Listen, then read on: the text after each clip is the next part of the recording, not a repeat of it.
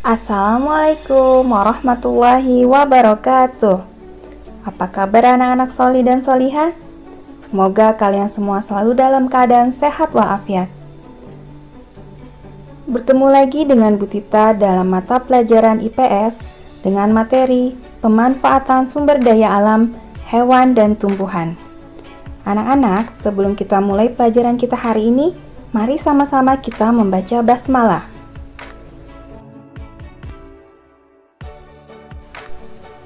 Sumber daya alam adalah segala sesuatu yang terdapat di alam yang dapat dimanfaatkan bagi kehidupan manusia. Sumber daya alam dibagi menjadi dua jenis, yaitu pertama biotik atau hayati adalah makhluk hidup, contohnya hewan dan tumbuhan. Yang kedua adalah abiotik atau non-hayati adalah benda mati, contohnya air, udara, tanah, cahaya.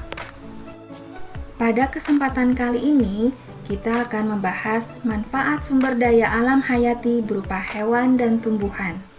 Manfaat sumber daya alam hayati yang pertama adalah sebagai bahan pangan. Contohnya adalah kacang kedelai yang diolah menjadi tahu, tempe, kecap, susu. Contoh lainnya adalah ayam dan bebek. Ayam dan bebek dimanfaatkan telur dan dagingnya sebagai bahan pangan. Contoh selanjutnya adalah sapi dan kambing. Sapi dan kambing dimanfaatkan daging dan kulitnya sebagai bahan pangan.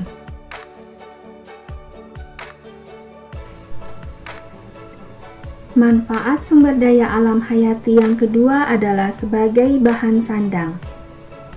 Kapas dapat diolah menjadi bahan kain katun. Kepompong sutra dijadikan kain sutra yang sangat halus dan licin serta bernilai jual sangat tinggi. Bulu domba dapat diolah menjadi benang atau kain wol yang kemudian dapat diolah menjadi bahan pakaian yang hangat.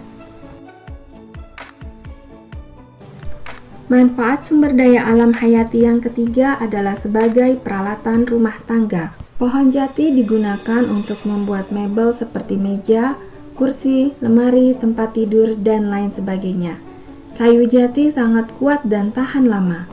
Pohon rotan sifatnya lentur dan mudah dibentuk menjadi perabotan rumah tangga seperti kursi, lemari, meja, dan lain-lain. Kayu dari pohon mahoni dapat dimanfaatkan sebagai bahan baku industri mebel, perabot rumah, serta kerajinan ukiran.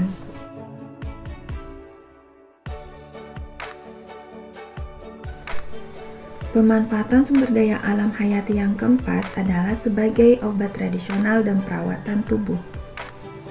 Kulit buah manggis dimanfaatkan dan diolah sebagai obat tradisional dan perawatan tubuh yang bermanfaat antara lain sebagai penurun berat badan, antioksidan, pengontrol gula darah dalam tubuh, meningkatkan daya tahan tubuh, menjaga kesehatan kulit dan jantung. Lidah buaya banyak dimanfaatkan sebagai sumber vitamin C, mengobati peradangan, mengontrol kadar gula darah dalam tubuh, melembabkan kulit, menyuburkan rambut, dan masih banyak manfaat lainnya. Manfaatan sumber daya alam hayati yang kelima adalah sebagai peralatan olahraga. Bulu angsa dimanfaatkan untuk membuat shuttlecock, rotan dimanfaatkan untuk membuat bola takraw dan hula hoop. Tidak hanya dapat dimanfaatkan daun, buah, daging, dan kulitnya, limbah yang dihasilkan dari tumbuhan dan hewan juga bisa kita manfaatkan. Kita bisa memanfaatkan daun kering dan kotoran hewan ternak di sekitar kita sebagai pupuk organik atau yang biasa disebut pupuk kompos. Caranya, kita campur daun-daun kering dengan kotoran hewan, lalu kita tumpuk dan kita diamkan campuran tersebut di dalam sebuah wadah dengan saluran udara yang baik. Sekitar 2 bulan campuran itu akan hancur menjadi pupuk alam yang disebut kompos. Pupuk kompos bermanfaat bagi petani dan lingkungan. Pupuk kompos disukai petani karena murah dan mudah dibuat. Pupuk kompos juga sangat baik untuk meningkatkan hasil panen. Jika hasil panen meningkat, maka kesejahteraan petani juga akan meningkat. Pembuatan pupuk kompos yang memanfaatkan daun kering dan kotoran hewan juga merupakan upaya mencintai lingkungan. Berikut kita bahas lebih lanjut sikap mencintai lingkungan dan tidak mencintai lingkungan. Kita wajib menjaga keseimbangan dan kelestarian lingkungan. Salah satu caranya dengan memanfaatkan sumber daya alam secara bijak. Bersikap bijak untuk menjaga keseimbangan dan kelestarian merupakan wujud cinta lingkungan. Kita harus mencintai lingkungan agar lingkungan tidak rusak.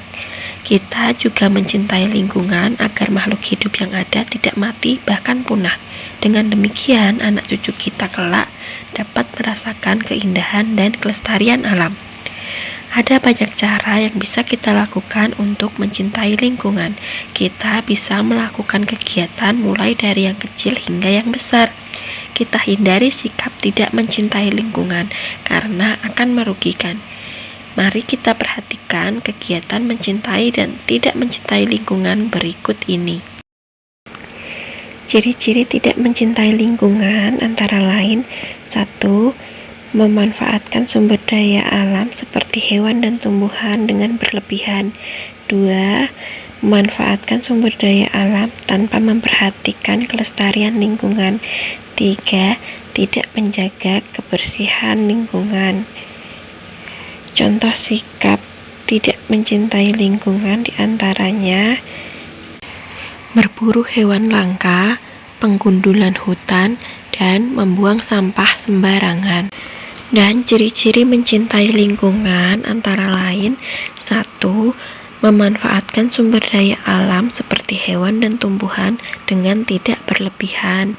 2. Memanfaatkan sumber daya alam dengan tetap memperhatikan kelestarian lingkungan. 3. Menjaga kebersihan lingkungan. Contoh mencintai lingkungan diantaranya melihara sapi dengan baik dan memerah susunya secara teratur, penanaman hutan kembali, dan memanfaatkan daun kering dan kotoran hewan sebagai kompos.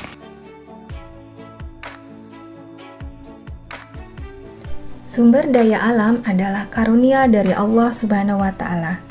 Mari kita manfaatkan dengan bijak dan penuh tanggung jawab. Demikian materi kita hari ini. Sampai ketemu lagi pada materi berikutnya. Assalamualaikum warahmatullahi wabarakatuh. La tatawaqqaf an kaunika rajulan shalihan. Jangan berhenti menjadi orang baik.